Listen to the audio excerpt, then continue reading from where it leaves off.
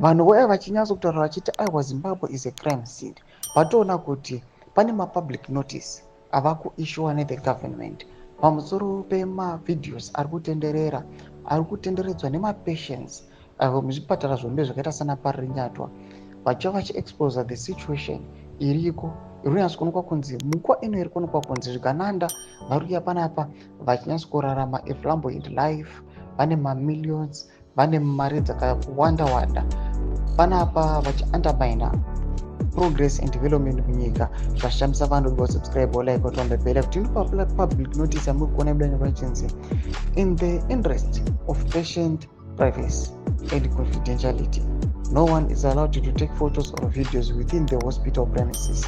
Anyone found doing so without clearance from the public relations office will be handed over to the police for prosecution.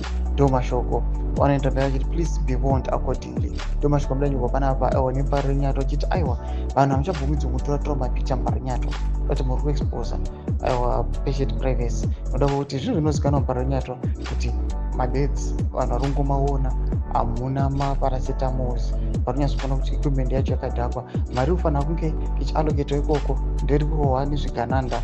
Panapa kozwa inoyachikomenda panapa ichiti a prohibition notice banning photos at Parinyatwa Hospital is a clear attempt to hide the rot in our health system. Instead of silencing citizens, the government should fix the crumbling infrastructure. You can't ban evidence to escape accountability. Truth will always find a way out. Domashoko budanyuko panapa zvinzi aiwa yes zvigananda zvikazama kuita zvazviri kuita izvi, but panapa vachizama kuda kubhana evidence, aiwa accountability vangamboitizi. Mashoko ari kuda panapa arinyatsoratidza kuti aiwa this zvigananda panguva inoyi at some point they are not using brain. Panguva inechedhe yekungofikisa Parinyatwa zvigananda zvinyatsokuzikanwa kuti zvine mari yakawandisa, but they just want people to suffer. Todze mafungiro enyu pamusoro pechitiko chimira comment section medu, subscribe or like and turn on the bell icon.